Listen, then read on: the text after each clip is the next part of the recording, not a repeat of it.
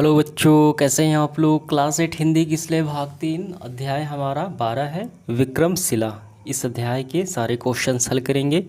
देखिए, ये एक निबंध है जो बौद्धकालीन शिक्षा केंद्र विक्रमशिला विश्वविद्यालय के बारे में है, उसकी गरिमा के बारे में, उसके इतिहास के बारे में ये निबंध है।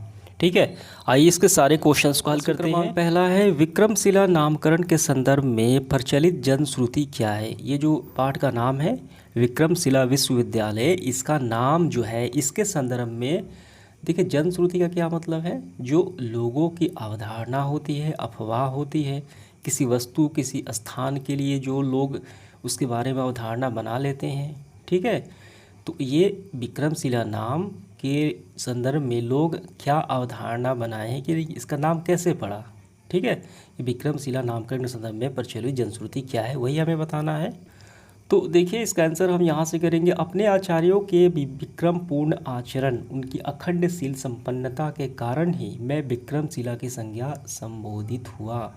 यानी आचार्य के विक्रमपूर्ण आचरण के कारण, आचार्य होते थे उनके अच्छे आचरण के कारण, अखंडशील संपन्नता के कारण।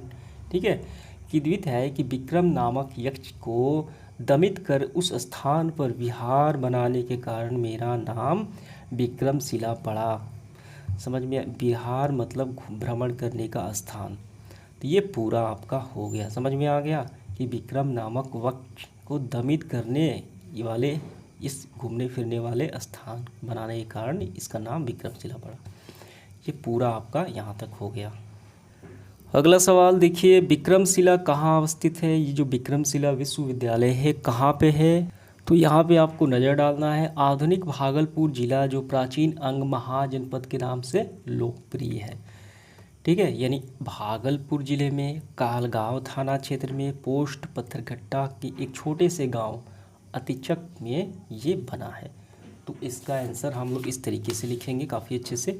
विक्रमशिला भागलपुर जिला के कहलगांव थाना क्षेत्र के एक गांव जो है अतिचक में अवस्थित है। ठीक है, बस यही लाइन लिख लेने हैं।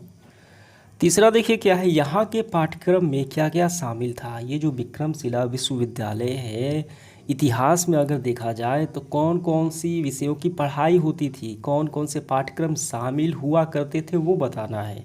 देखिए सबसे पहले आपको ये लिखना है, यहाँ पाठ्यक्रम में ये बातें लिखनी है, यहाँ पाठ्यक्रम में।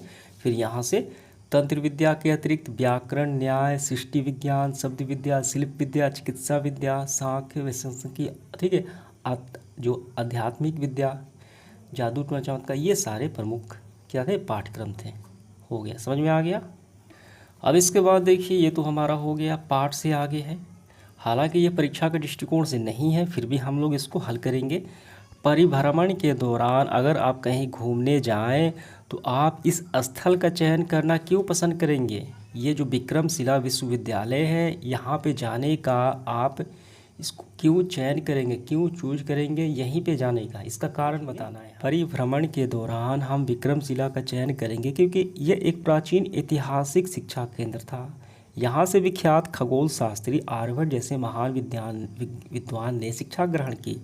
इस स्थल से हम भारत की सांस्कृतिक एवं विरासत को जानेंगे और समझेंगे, इसीलिए हम इसका चयन करेंगे। हो गया ये इसका आंसर। इसके बाद देखिए अगला, इस विश्वविद्यालय को आधुनिक बनाने के लिए, अच्छा बनाने के लिए, ठीक है, आप क्या क्या सुझाव देंगे। तो देखिए इसका हम लिखेंगे, इस विश्वविद्यालय को आधुनिक बनाने के लिए निम्न सुझाव देंगे। पहला, समृद्ध पुस्तकालय की स्थापना करने का सुझाव देंगे। आधुनिक प्रयोगशाला लगाने का सुझाव देंगे। नवीनतम शोध एवं आधुनिक शिक्षण पद्धति अपनाया जाएगा। ठीक है, तो यहीं तक आपको करना है, ये 3 पॉइंट। अगला देखिए, तंत्र विद्या के बारे में आप क्या जानते हैं। देखिए तंत्र विद्या क्या होता है, जो जादू टोने वाली विद्या, हम ऐसे लिखेंगे। तंत्र विद्या की जानकारी रखने वाला तांत्रिक कहलाता है। इस विद्या से आसानी पूर्वक कोई भी कार्य किया जा सकता है, ठीक है, तंत्र मंत्र के द्वारा। तो ये आपका आंसर हो गया। अगला है देखिए सवाल हमारा चौथा है ये, निम्नलिखित को हमें श्रेणीबद्ध तरीके से सजाना है। तो सबसे पहले आपको रखना है प्रारंभिक विद्यालय। ठीक है, प्रारंभिक विद्यालय में बच्चा पहले पढ़ता है, उसके बाद प्राथमिक में जाएगा दूसरे स्थान पे, उसके बाद माध्यमिक, ठीक है, 10वीं तक महाविद्यालय, ठीक है, 12th तक विश्वविद्यालय यानी उससे आगे ग्रेजुएशन, समझ में आ गए, एमए पीजी वगैरह। तो इसी तरीके से आपको क्रम बना लेना है।